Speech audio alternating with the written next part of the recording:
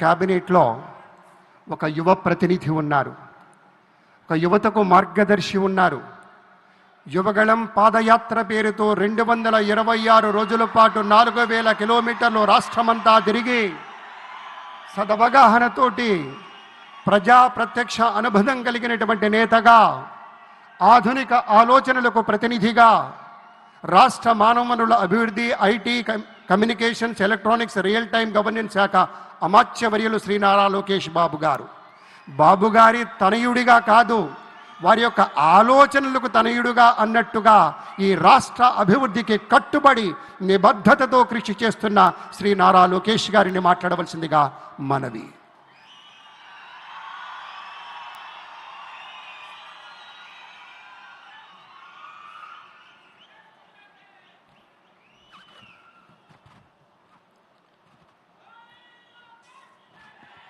అమరావతి నమో నమః, అమరావతి నమో నమః, అమరావతి నమో నమః.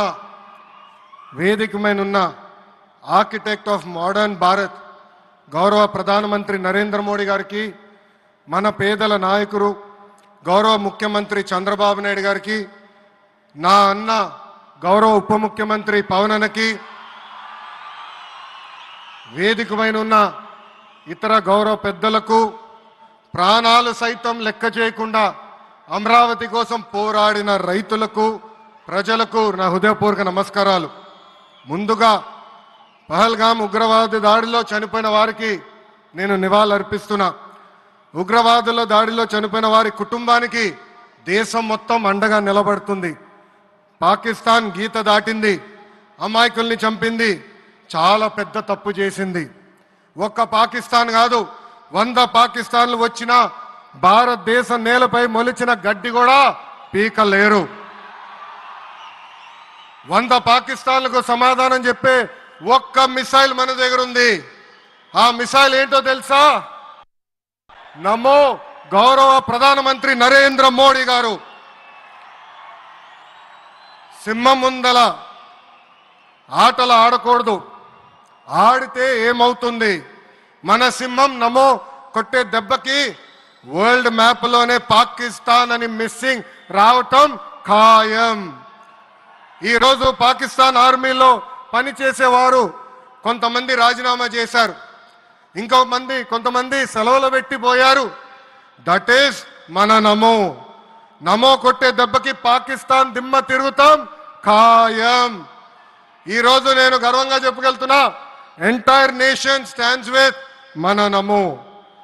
కేంద్రం ఈరోజు కులగణన చేయాలన్న నిర్ణయం తీసుకుంది. ఇది ఒక నిర్ణయం కాదు, ఇది ఒక సంచలనం. Where others hesitated for decades, Namo acted, rewriting history with courage. True to his commitment to empower the marginalized and deprived, Namo's bold stroke will deliver social justice in its truest form. Namo గారికి ఆంధ్రప్రదేశ్ అన్న, అమరావతి అన్న ఎంతో ప్రేమ. ఇప్పుడు ఆయన ఢిల్లీలో ఎంత బిజీగా ఉన్నారో మనందరూ తెలుసు. ఆయన ఈ కార్యక్రమానికి వచ్చారు. 2024 ఎన్నికల్లో ప్రజలు ఎన్డీఏ ప్రభుత్వానికి 94 సీట్లు గెలిపించారు. అందుకే మన ప్రధాని నమో గారు ఆంధ్రప్రదేశ్ కోరిన అన్ని కోరికలు తీరుస్తున్నారు.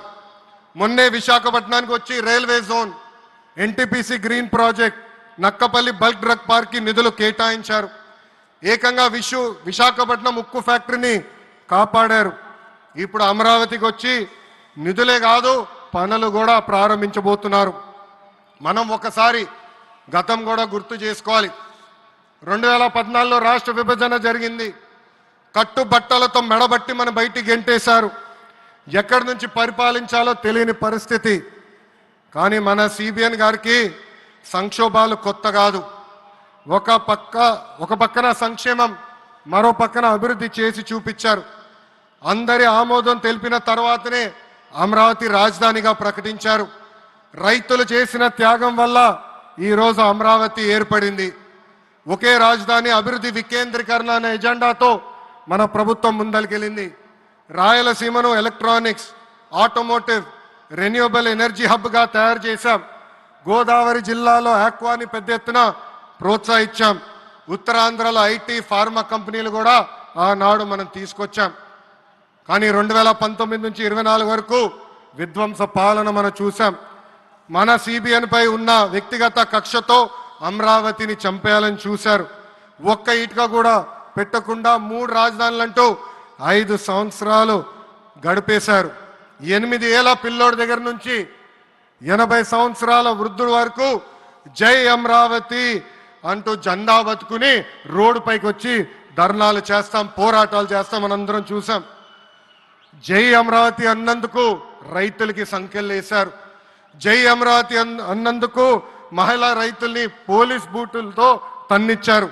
జై అమరావతి అన్నందుకు రైతుల్ని ఏకంగా పేడ్ ఆర్టిస్టులు అన్నారు. ఎన్ని అరాచకాలు చేసినా అమరావతి రైతులు తగ్గేదే లేదన్నారు. 1631 రోజుల పాటు అమరావతి ఉద్యమం కొనసాగింది. 2070 మంది రైతులు చనిపోయారు. సుమారుగా 3000 మంది రైతుల పైన ఆనాటి ప్రభుత్వం దొంగ కేసులు పెట్టింది. ఎన్ని కుట్రలు చేసినా జై అమరావతి అన్న నినాదం ఆపలేకపోయారు. అయినా ఆపేదానికి పీకేదానికి అమరావతి ఎవరో ఇంట్లో పెంచుకున్న మొక్క కాదు, జనం గుండెల్లో దాచుకున్న ప్రజా రాజధాని. అమరావతికి శంకుస్థాపన చేసింది ఎవరు? మన నమో శంకుస్థాపన చేసిన అమరావతి ఆపే దమ్ము ఎవరికి లేదు. 1631 రోజుల పాటు పోరాడి అమరావతిని నిలబెట్టిన రైతులకి నేను ఈరోజు శిరస్సు వంచి నమస్కరిస్తున్నాను. ప్రధాని నమో గారి చేతి మీదుగా అమరావతి పనులు తిరిగి ప్రారంభం అవుతున్నాయి. ఇంకా అమరావతి అన్స్టాపబుల్. అభివృద్ధి వికేంద్రీకరణ అంతే స్పీడ్గా జరిగిపోతుంది. Polavaram, Visakha steel plant, Bhogapuram airport, Prakasam జిల్లాలో CBG plant, Kurnool high court bench, ఇలా అన్ని కార్యక్రమాలు జెట్ స్పీడ్తో జరుగుతాయి. ప్రజాప్రభుత్వం ఏర్పడిన 10 నెలల్లోనే 8 లక్షల కోట్ల పెట్టుబడితో వాటి ద్వారా 5 లక్షల మందికి ఉద్యోగాల అవకాశాలు కల్పించడానికి అనేక నిర్ణయాలు మేము తీసుకున్నాం, ఒప్పందాలు కుదిరించుకున్నాం. అంతేకాదు 16,347 పోస్టులతో మెగా డిఎస్సి నోటిఫికేషన్ కూడా ఇచ్చాం.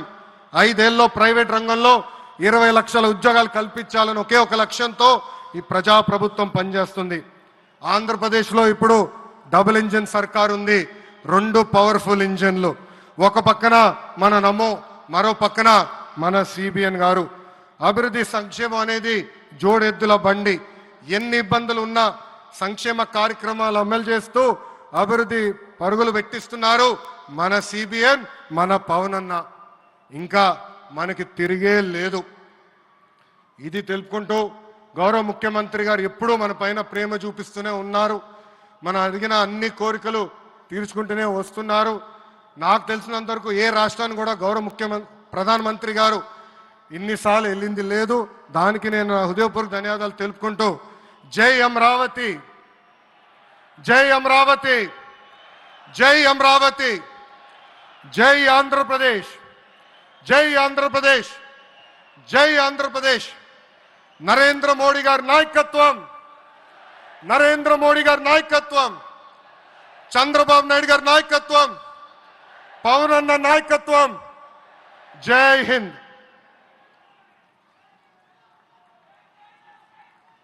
అద్భుతం. ఒక ఉత్తేజపూర్వకమైనటువంటి ప్రసంగాన్ని అందించారు శ్రీ లోకేష్ గారు. ధన్యవాదాలు. ఇక తదుపరి తెలుగువారి గుండెల్లో, ఆంధ్రుల హృదయాల్లో